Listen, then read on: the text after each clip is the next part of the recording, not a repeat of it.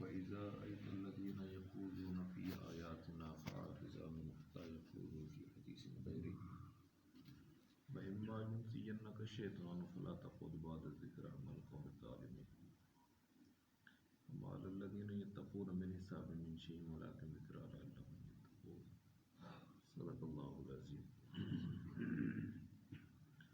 وَإِذَا رَأَيْتَ الَّذِينَ يَخُوضُونَ فِي آيَاتِنَا،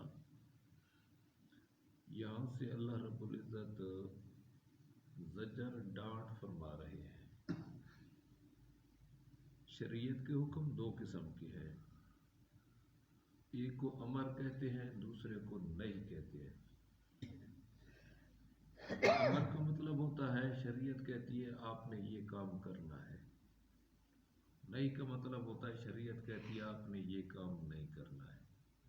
احکامات دو ہی قسم ہوئے جو انسان کی زندگی شریعت کے مہمات میں سے ہے، یا تو شریعت کہتی ہے یہ کام کریں اور یا کہتی ہے کہ یہ کام نہ کریں۔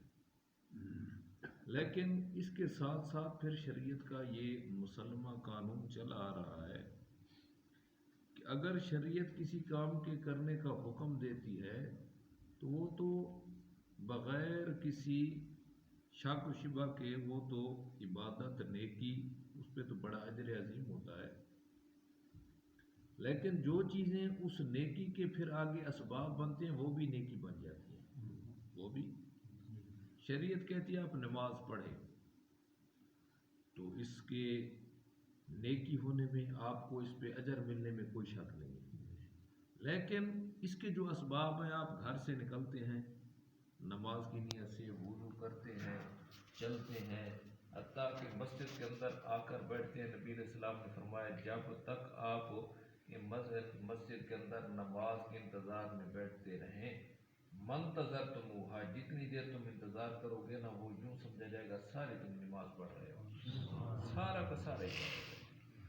تو یہ جو چیز عبادت ہوتی ہے اس کا جو سبب بنتا ہے وہ بھی عبادت بن جاتا ہے۔ جمعہ عبادت ہے، اس کا خطبہ الگ عبادت ہے، اس کا احترام کرنا ہے، اس کو سننا ہے۔ لیکن خطبہ کیونکہ سننا واجب ہے، اب اس کے لیے کب آنا ہے تو اس کی علامت اذان ہے، تو اذان کے ہونے کے بعد آپ کو مسجد کی طرف چلنا واجب ہو گیا۔ آپ اگر تاخیر کریں گے تو گناہ گار ہوں گے، بے شرا کریں گے تو شرم ناجائز ہوگی۔ کیوں کہ وہ جو سائی ہے چلنا ہے مسجد کی طرف، وہ یہ عبادت کس وجہ سے بن رہا ہے؟ اس وجہ سے بن رہا ہے کہ اس نے آگے سماع خطبہ آپ نے ایک شریعت کا حکم جا کے سننا ہے۔ خطبہ جب سنیں گے تو اس کے بعد ایک نماز آپ نے پڑھنی ہے، تو اس کے جو اسباب بن رہے ہیں نا، اذا نودی للصلاۃ من یوم الجمعۃ وذروا البیع، یہ شریعت نے حکم دے دیا ہے کہ آپ کو یہ بیع خرید و فروخت مشاغل چھوڑنے پڑیں گے۔ تو یہ شریعت کے چاہے وہ حقیقی امر ہو یا اس کے جو متعلقات ہیں وہ سارے نیکی ہو جایا کرتے ہیں۔ جب بندے مخالف دوسری جانب دیکھتے ہیں تو جو نہیں ہے، جس کام سے شریعت نے روکا ہے، اس کے جتنے اسباب ہوں گے وہ بھی حرام ہوتے جائیں گے، منع ہوتے جائیں گے۔ زنا گناہ ہے، حرام ہے، اس کے اسباب ہیں بد نظری، یہ بھی حرام ہو گئی، غیر محرم کو مس کرنا، چھونا، یہ سارے حرام ہوتے چلے جائیں گے۔ شرک حرام ہے، سب سے بڑا حرام ہے، اس کے جتنے اسباب ہوں گے وہ سارے حرام ہوتے چلے جائیں گے۔ حتیٰ کہ قرآن نے کہہ دیا لا تنکحوا المشرکات، لا تنکحوا المشرکین، مشرکہ عورت سے نکاح نہ کرو۔ اپنی مومنہ عورت مشرک مرد کو نکاح کر کے نہ دو، کیونکہ یدعون الی النار، یدعون، یہ شرک کی دعوت دیں گے۔ جب آپ ان سے مل جل جائیں گے تو آپ کو ان کے ساتھ یہ التباس جو ہوگا نا، یہ شرک کا سبب بنے گا۔ آپ کیسے نہیں کریں گے؟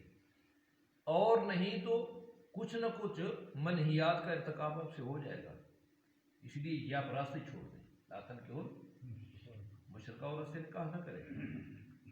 مشرکہ عورت سے نکاح جس طرح حرام ہے، اسی طرح مشرک مرد کو کوئی مواحدہ عورت نکاح کر کے دینا بھی حرام ہے۔ وَلَوْ أَعْجَبَتْكُمْ، اگرچہ مال، اسباب، مکان، ذرائع شکل و صورت کے اعتبار سے آپ کو بڑے اچھے لگ رہے ہوتے ہیں، لیکن اللہ کے ہاں یہ بڑے کبھی لوگ ہیں۔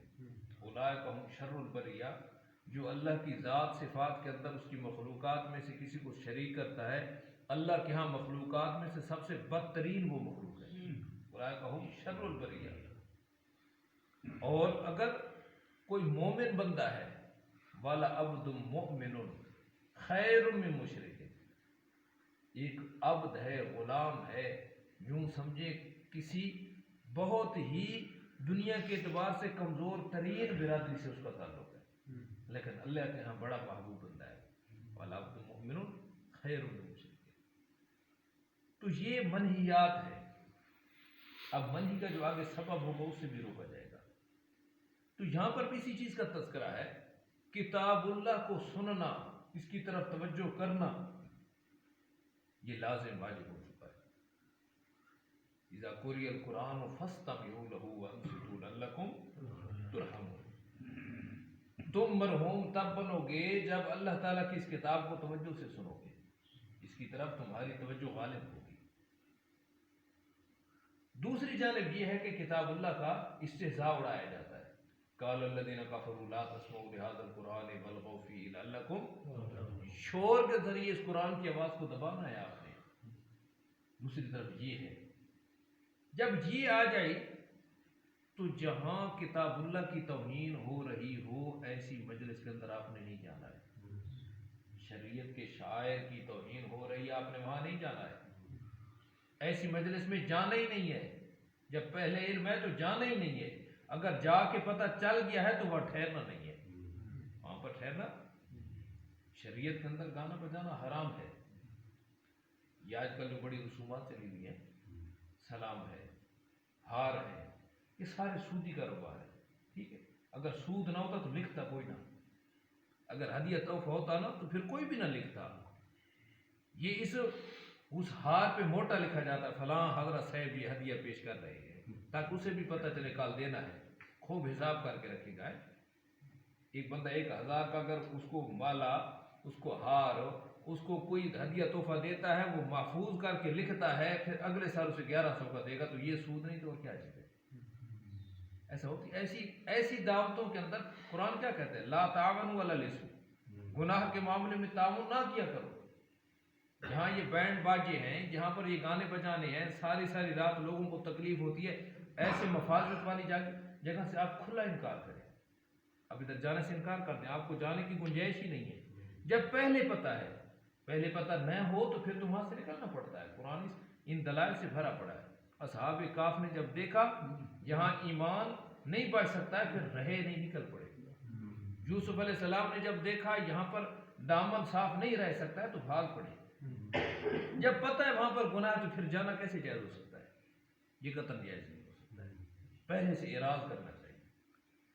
جب بندہ ایک محنت کرتا ہے نا، آج ایک مسئلے پہ محنت ہوئی کچھ عرصہ پہلے کہ بھائی ہم ذبیحہ کے معاملے میں احتیاط کرتے ہیں، ہم ہر کسی کا نہیں کھاتے، مسلمان کا کھاتے ہیں، تو لوگ خیال رکھتے ہیں آپ کا، وہ آپ کا خیال رکھتے ہیں۔